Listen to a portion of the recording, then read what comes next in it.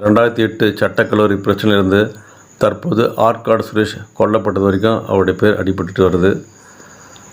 இப்போது இவருடைய கொலையிலும் நிறைய மர்மங்களும் நிறைய பேர் இன்வால்வ் ஆனதாக தினம் ஒரு செய்தி வருது.